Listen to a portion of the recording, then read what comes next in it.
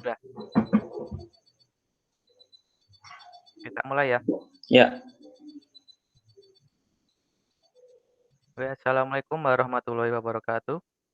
salam. Kini kelompok kami akan mempresentasikan hasil pekerjaan kami.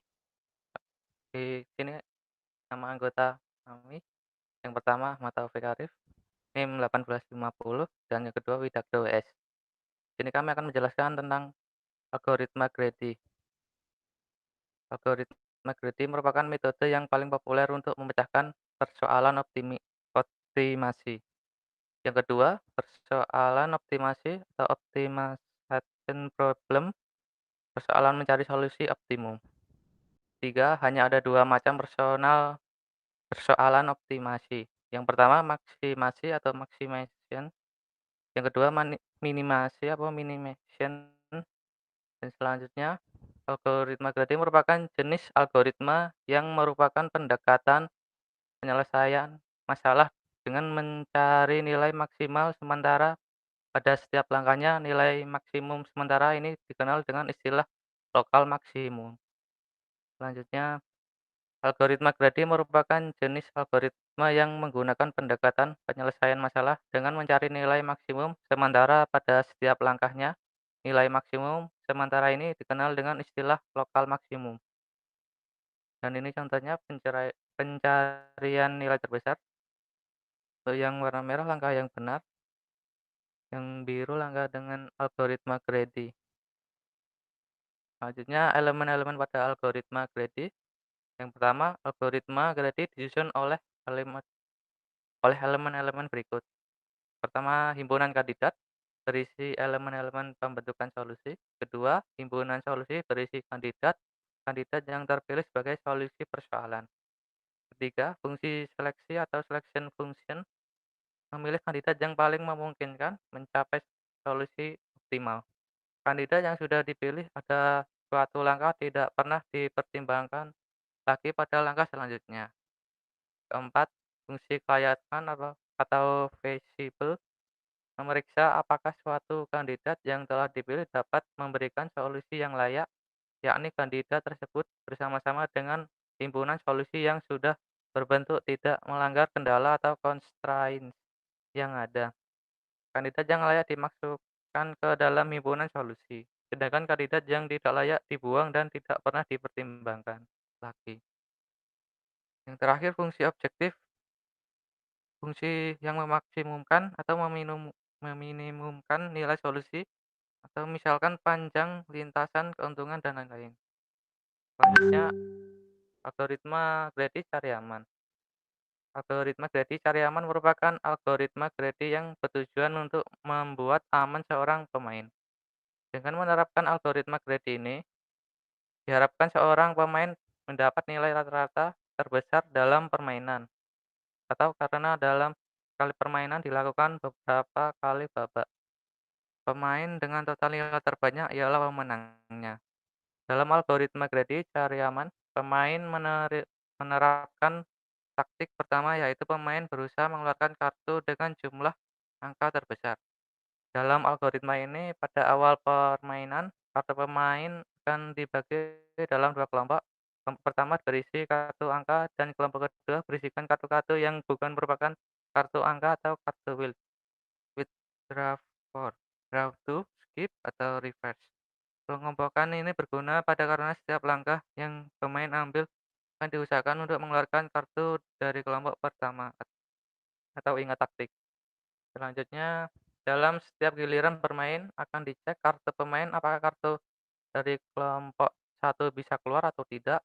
Bila ada yang bisa keluar, maka akan diambil warna dari kartu bisa keluar. Dari warna yang diambil, maka akan ditelusuri lagi dalam kelompok satu, akan dicari kartu dengan warna yang dimaksudkan dengan nilai yang terbesar.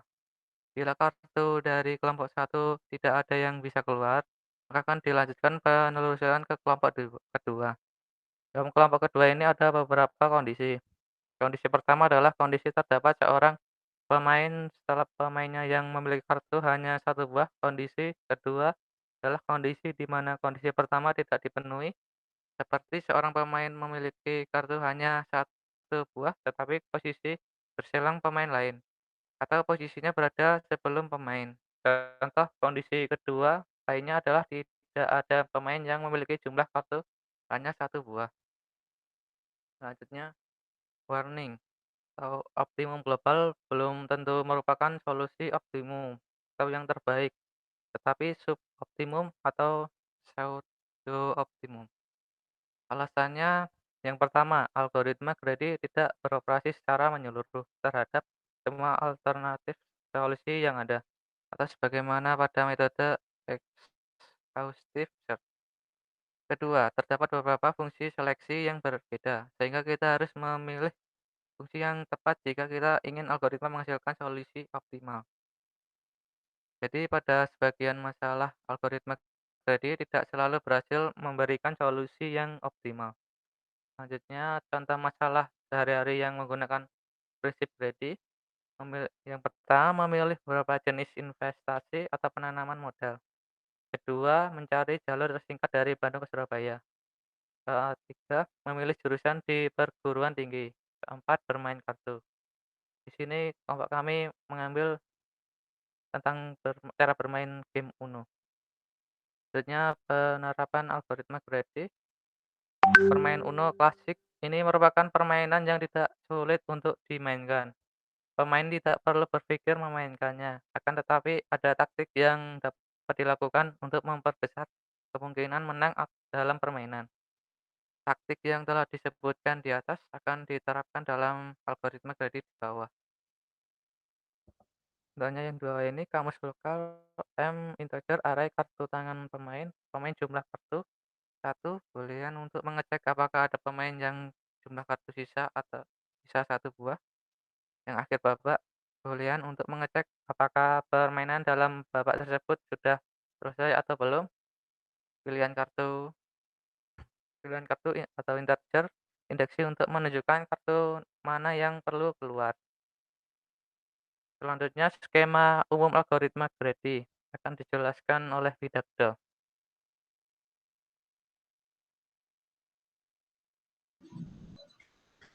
Ya, terima kasih.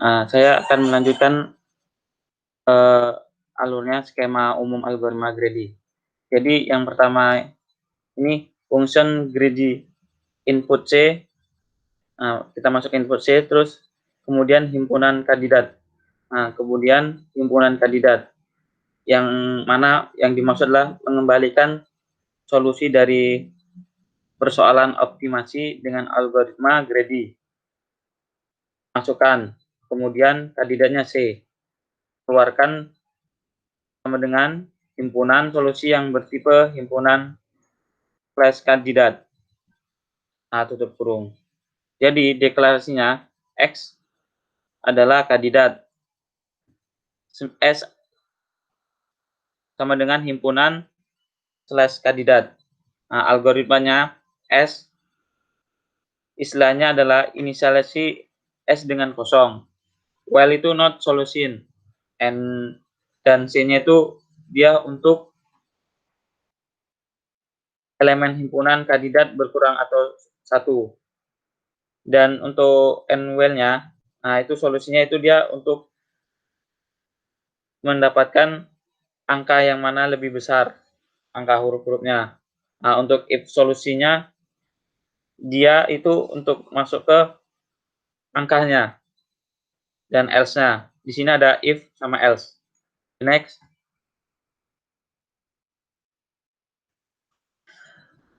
Contoh pemrogram game Uno-nya ini. Pakai kita algoritmanya while akhir babak terus pakai false do.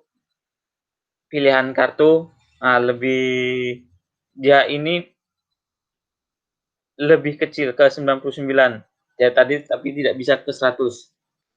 If-nya itu pemain jumlah kartu. Jadinya berapa jumlah pemain yang memainkan game Uno ini. Terus true. Kemudian pilihan kartu lebih ke duk catat kartu keluar. Yang dia ini yang dimaksud yang dimana mencatat kartu-kartu keluar saat bermain game Uno. Kemudian keluar kartu yang M, pilihan kartu. Nah, di sini kita kartu keluar, nah terus yang di mana yang masuk itu namanya pilih kartu. Ya, kita disuruh memilih kartu, itu kita menggunakan algoritma. Kemudian else. Nah, di dalam else ini ada pilihan kartu, kemudian do, nah itu untuk ke pilihan kartunya, kartu lawan yang tidak ada. Nah, terus kemudian kita tutup kurung. Terus if not, nah di sini kita memilih kartu yang ada 99 ke bawah. Terus dan keluar kartunya. Nah, di sini kita akan mengeluarkan kartu yang terpilih tadi. Kemudian di dalam else-nya ada pilihan kartu. Nah, habis itu kemudian cari kartu diacak. Nah, di sini baru pemrograman itu mengacak kartu tersebut. The next.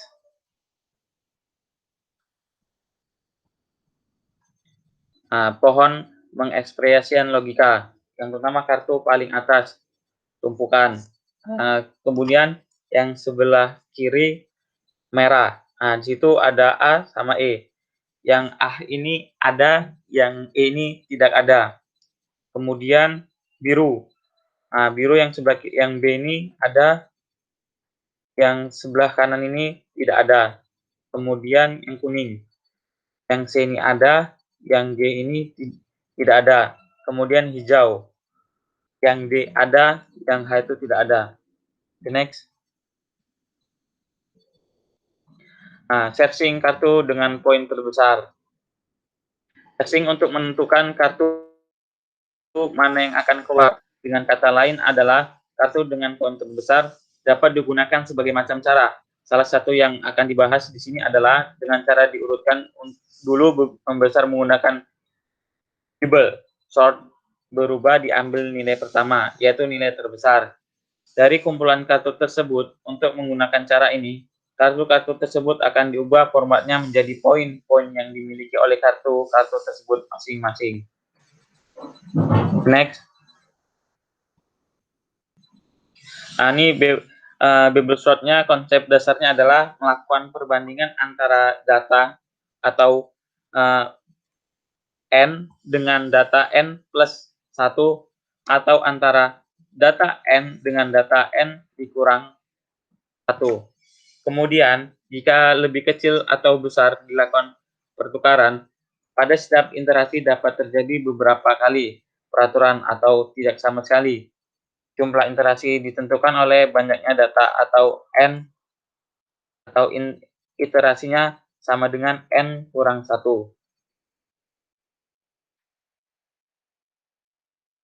Babel sort dalam bahasa C untuk pengurutan integral. Nah, di sini ada for. Nah, di sini untuk dia mengecek data-data kartu-kartu yang keluar yang dari atas. Nah, di sini dia menyusun nomor-nomor angka-angka yang keluar. Kemudian diarahkan, nah diacak. Nah, mana yang keluar lebih kecil atau lebih besar.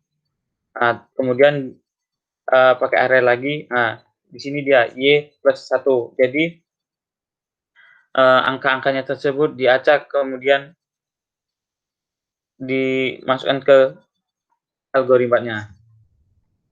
Next.